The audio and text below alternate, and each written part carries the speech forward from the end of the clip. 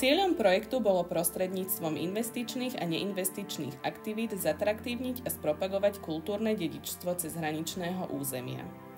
Rekonštrukcia a modernizácia bola zameraná na vytvorenie nových moderných výstavných priestorov v interiéri Kysuckej galérie.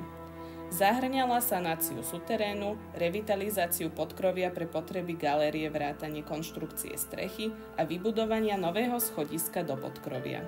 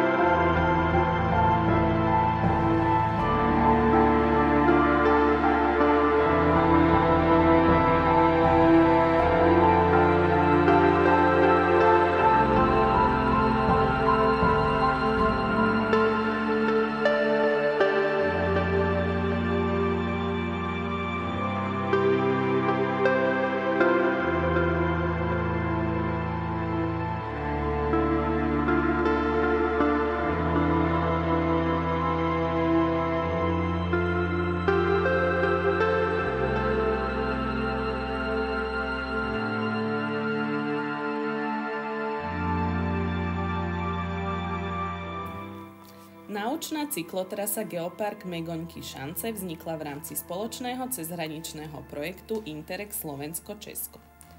Naučná cyklotrasa nás zavedie na významné a zaujímavé lokality situované priamo v pohraničnom území medzi Slovenskom a Českom, ktorými sú napríklad vodná nádrž Milošová, kamenné gule Megoňky, Milošovské šance na území Slovenska, prírodná pamiatka Filúvka, prírodná pamiatka Motyčanka, prírodná rezervácia Vřesová stráň, šance, hradisko a opevnenie a staré šance taktiež s hradiskom a opevnením na území Českej republiky.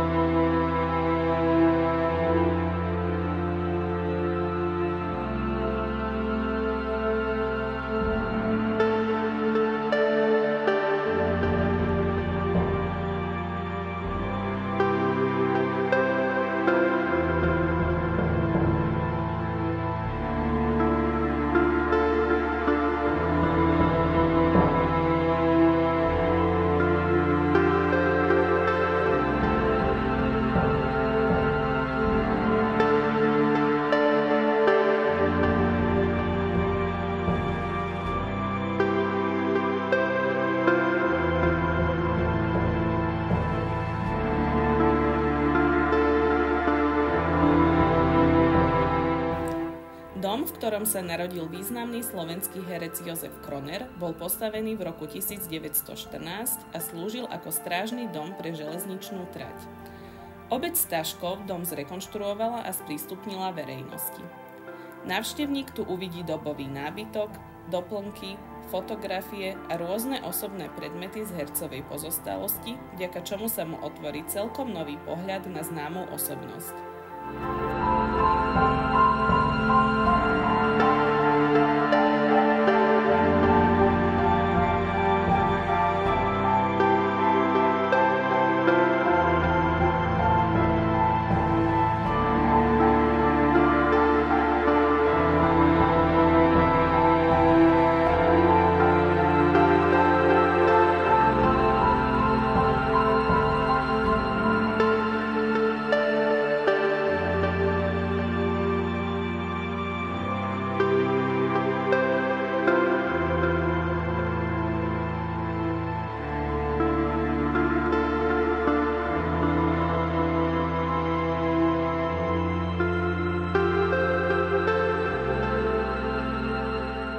Cieľom projektu bolo vytvorenie nového produktu cestovného ruchu a ochrana nášho kultúrno-prírodného dedičstva.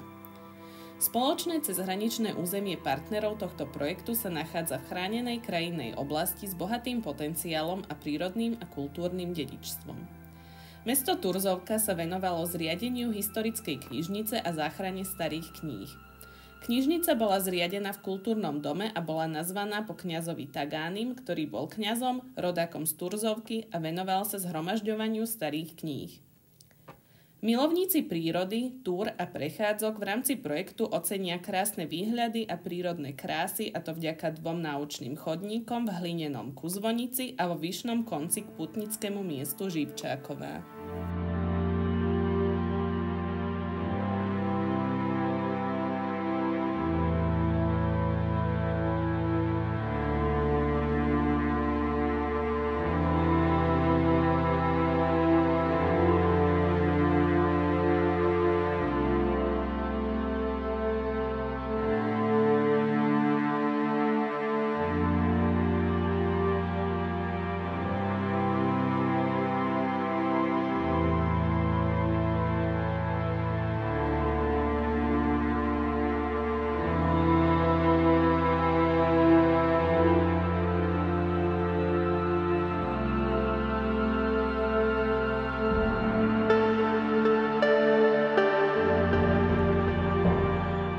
Cieľom projektu bola propagácia a zatraktívnenie cezhraničného územia vytvorením uceleného produktu zameraného na prepojenie remesla a priemyslu na spoločnom území. Výstupy projektu sú lákadlom pre návštevníkov a priaznivcov hmotného a nehmotného kultúrneho dedičstva a jeho zachovania pre budúce generácie. Súčasťou projektu bola obnova vnútorných priestorov podkrovia Budatinského hradu a propagácia remesiel a textilného priemyslu všetkým vekovým kategóriám prostredníctvom spojenia moderných technológií a tradičných